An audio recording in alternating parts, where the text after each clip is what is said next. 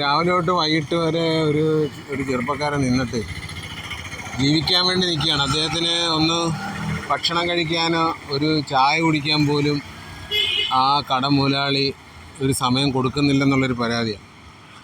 നമുക്കെന്തായാലും പുള്ളിയോട് നേരിട്ടൊന്ന് ചോദിക്കാം.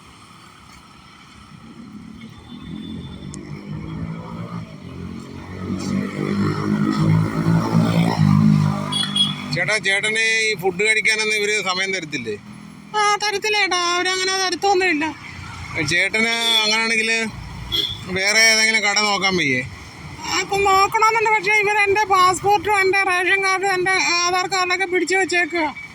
അത് ശരി. അങ്ങനെയാണെങ്കിൽ അത് നമുക്കൊന്ന് നിയമപരമായിട്ട് നമുക്കൊന്ന് പോയി നോക്കാം കേട്ടോ. ചേട്ടന് വേണ്ടി എന്തായാലും ആഹാരം കഴിക്കാൻ പോലും ബ്രേക്കില്ല, ചായ കുടിക്കാൻ സമയം കൊടുക്കത്തില്ല. എന്തായാലും ഇത് നമ്മൾ ഗൗരവമായിട്ട് എടുക്കുന്നുണ്ട് കേട്ടോ ചേട്ടാ. ചേട്ടാ, അതങ്ങനെ ചെയ്താൽ നല്ല കാര്യമായിരിക്കും. എനിക്ക് ഇവിടെ നിന്ന് രക്ഷപ്പെടണമെന്നുണ്ട്. ഞാനിവിടെ നിന്ന് എൻ്റെ കൈ കഴിച്ച് ഞാനൊരു പരുവമായി. അത് തീർച്ചയായിട്ടും ചേട്ടൻ ഒരു ചെറുപ്പക്കാരല്ല, നമ്മളതെന്തായാലും പരിഹരിച്ചിട്ടുള്ള കാര്യമുള്ളൂ.